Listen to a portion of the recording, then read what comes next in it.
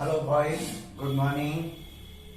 आज संस्कृति क्लासेज में एक्टिव एंड पैसिव वॉइस में आज हम पढ़ेंगे मॉडल के बारे में। मॉडल क्या है और वाक्य में यदि मॉडल आ रहा है तो उसकी पैसिव वॉइस हम कैसे बनाएंगे। तो सबसे पहले बॉयज मॉडल देख लेते हैं। मॉडल कौन कौन से हैं।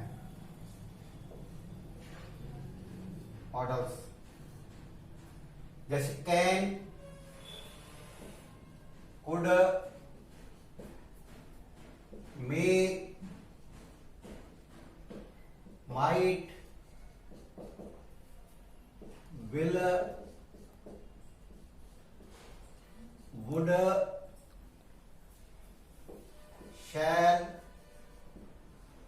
शुड, मस्ट,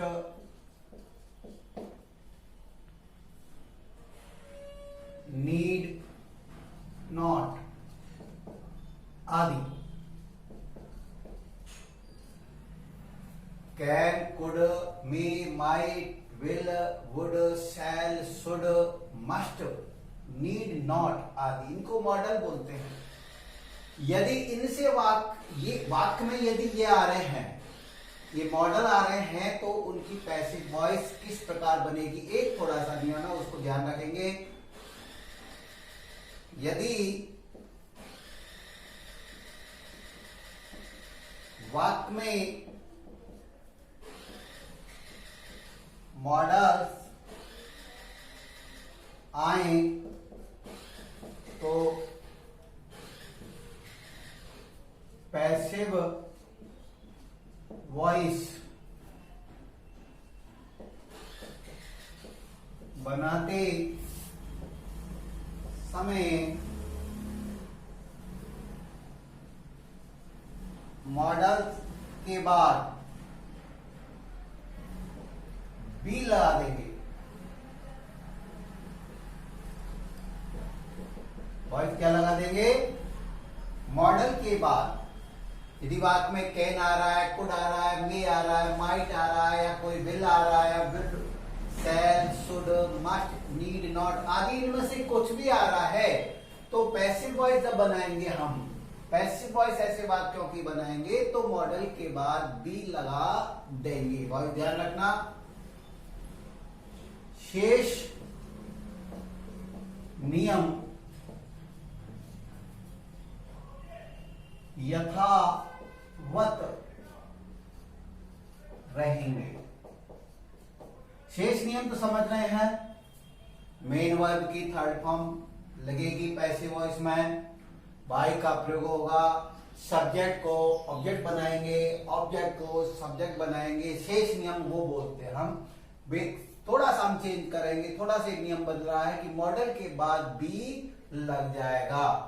बॉयज, हम मॉडल वाले वाक्यों की बात कर रहे हैं। यदि वाक्य में मॉडल आ रहे हैं तो एग्जाम्पल के तौर से देख लें।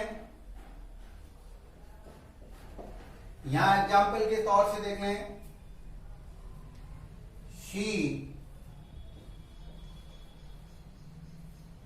she can help him. she can help him, ये मॉडल है। she can help him, तो यहां जो पैसिव वॉइस बनेगी, बॉयज ध्यान दें कि ही ये ऑब्जेक्ट है। ऑब्जेक्ट को हम सब्जेक्ट की स्थान पर लाए तो सब्जेक्ट बन गया हिम का ही कैन बी, मॉडल के बाद बी लग गया। ही कैन बी हेल्प्ड, ये थर्ड फॉर्म हो गई। He can be helped, by का प्रयोग हो गया। ये सब्जेक्ट है और ऑब्जेक्ट के स्थान पर पहुंच गया तो हर हो गया। इस प्रकार he can be help by her. Boys ध्यान दीजिए, बॉयज कि एक्टिव वॉइस में हमेशा मॉडल आ रहा है तो पैसिव वॉइस बनाते समय बी लगा देंगे, मॉडल के बाद बी लगा देंगे। एक एग्जाम्पल और समझे। You must write a letter. Boys इसमें मस्ट ये मॉडल आ रहा है, तो a letter must be written by you। उतारे बॉयज, उतारिए।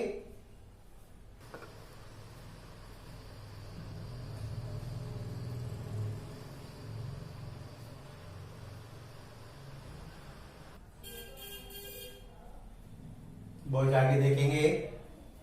मॉडल वाले वाक्यों में कुछ एग्जाम्पल हैं, जैसे एग्जाम्पल है she may purchase some books, you should obey your parents, Hari will write a book, they could help me.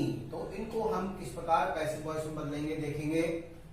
तो बताया कि मॉडल वाले में मॉडल के तुरंत बाद बी लगेगी, तो some books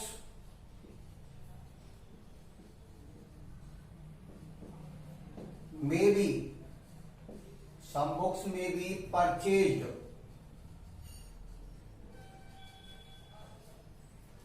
by her. Voice समझ में आया। Some books may be purchase, third form लगा दी, main verb may be modal है, बी लग गया, by her. You should obey your parents, यहां ऑब्जेक्ट का काम है ये, इसको सब्जेक्ट बनाएंगे। योर पेरेंट्स शुड, ये मॉडल है, should be obeyed by you. Voice समझ में आ रहा होगा। देखिए मॉडल के बाद बी लग रही है, शेष नियम यथावत हैं। मेन वर्ब की थर्ड फॉर्म हो रही है बाई का प्रयोग और you. Hari will write a book, a book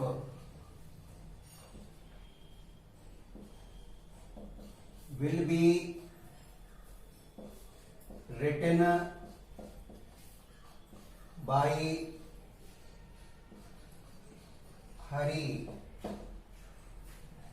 they could help me, they could help me, यहां मॉडल है ये, मी का हो जाएगा I could be helped by them। भाई समझ में आया। उतारे इसको।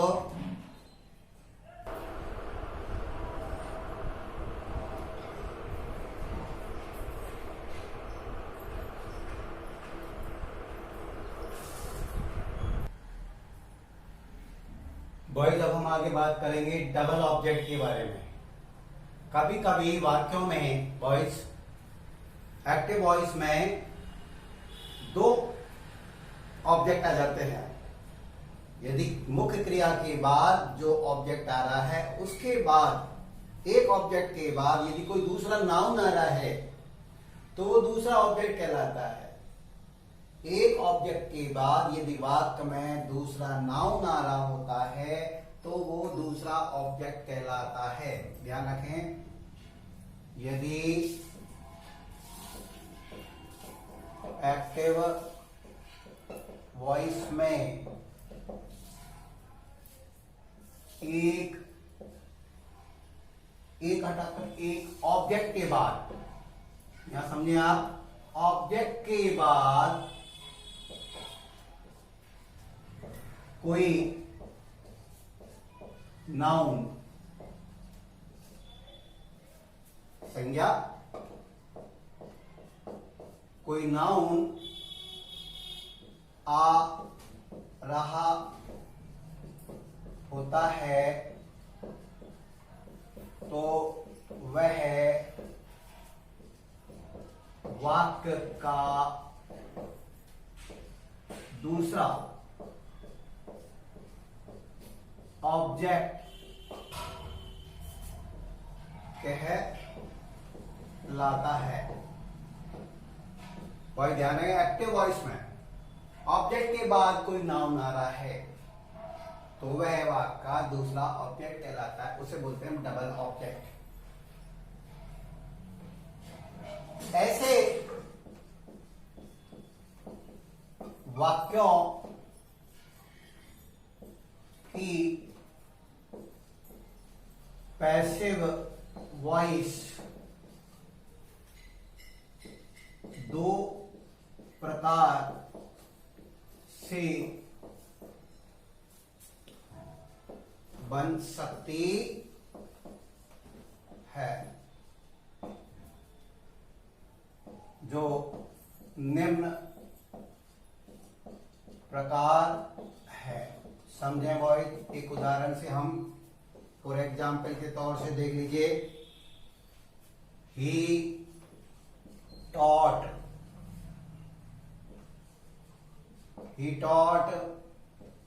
us English.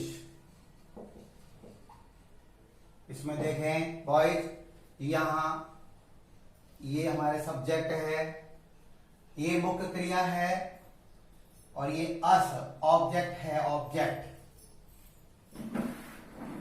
ऑब्जेक्ट फर्स्ट है ये, और ये ऑब्जेक्ट वाक्य में आ गया दूसरा।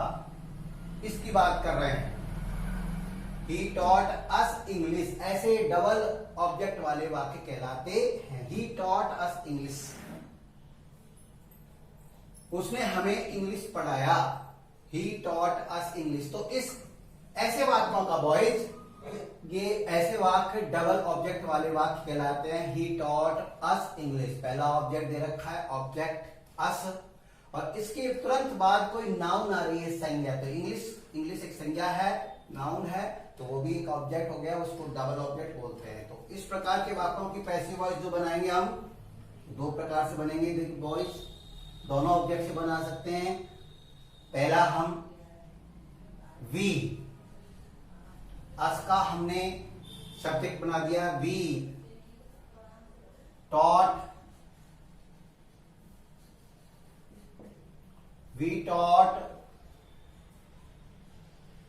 यहां ध्यान दीजिए, हम पहले बना रहे हैं वी वर टॉट,